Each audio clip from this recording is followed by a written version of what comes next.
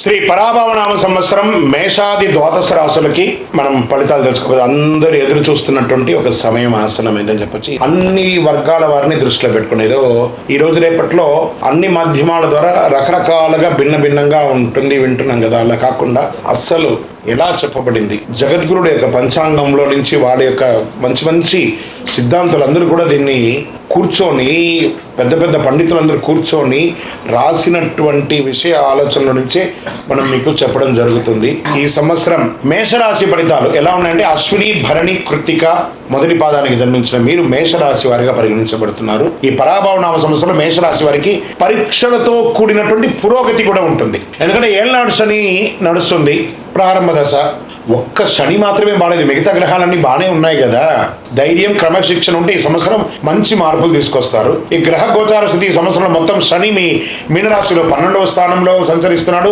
ఇది ఏళ్ళనాటి శని యొక్క ప్రారంభ దశ అని చెప్పచ్చు. అనవసర ఖర్చులు పెరుగుతాయి, దీనివల్ల విదేశీయ సంబంధాలు పెరుగుతాయి, మానసిక ఆలోచనలు ఎక్కువ అవుతాయి, ఆధ్యాత్మిక వైపు మొగ్గు చూసే అవకాశాలు ఉన్నాయి. ఈ సంవత్సరం ప్రారంభంలో గురుడు 3వ ఇంట ఉంటాడు. జూన్ 2, 2026 గురు 4వ ఇంటికి కర్కాటంలోకి ప్రవేశిస్తున్నారు. అక్టోబర్ 31, 2026 గురు 5వ ఇంటికి సింహంలోను. జనవరి 25, 2027 ప్రగతిలో తిరిగి మళ్ళీ 4వ ఇంటికి వస్తున్నారు. ప్రభావం విద్య మరియు జ్ఞానాభివృద్ధి ఉంటుంది. గృహంలో సౌకర్యం పెరుగుతుంది. పిల్లల విషయంలో వివాహాది శుభకార్యాలు ఉపనయనాదులు చేసే అవకాశాలు ఉన్నాయి. ఈ సంవత్సరం రాహు కేతు ఎలా ఉన్నారంటే సంవత్సర ప్రారంభంలో రాహు 11వ ఇంట్లో, కేతు 5వ ఇంట్లో ఉన్నారు. డిసెంబర్ 6, 2026 రాహు 10వ ఇంట మకరంలోను, కేతు 4వ ఇంట కర్కాటంలోనూ ఉంటారు. దీనివల్ల ఏమవుతుంది? ఉద్యోగంలో మార్పులు, కొత్త అవకాశాలు, కొంత మానసిక ఒత్తిడి ఉండే అవకాశాలు ఉన్నాయి.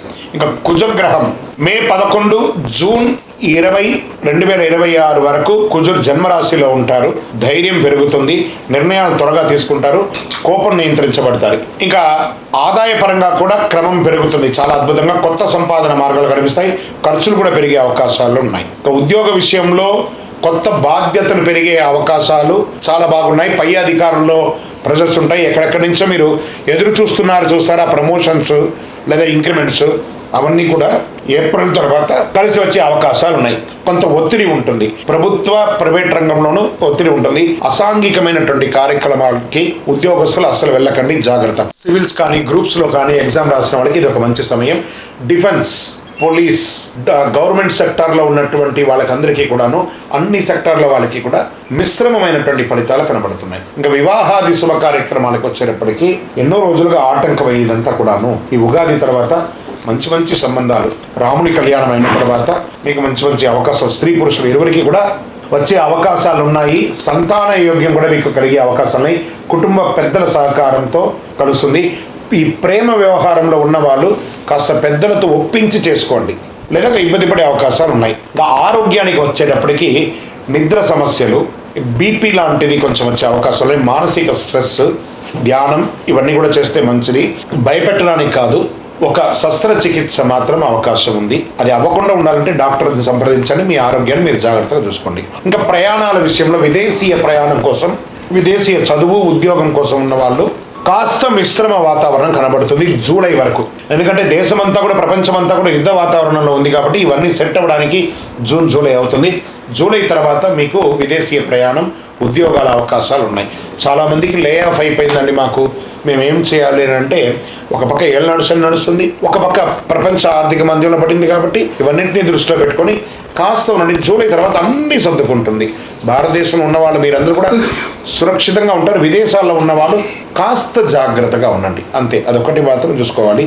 ఇక వ్యాపారస్తులుగా ఉన్న వాళ్ళు చూస్తారా, వ్యాపారస్తులు, ఇండస్ట్రీస్ అంతా కూడా పెడుతున్న వాళ్ళకి ఈ సంవత్సరం అద్భుతమైనటువంటి కాలఘట్టం అని చెప్పచ్చు. చాలా అద్భుతంగా ఈసారి వ్యాపారం ఉండబోతుంది.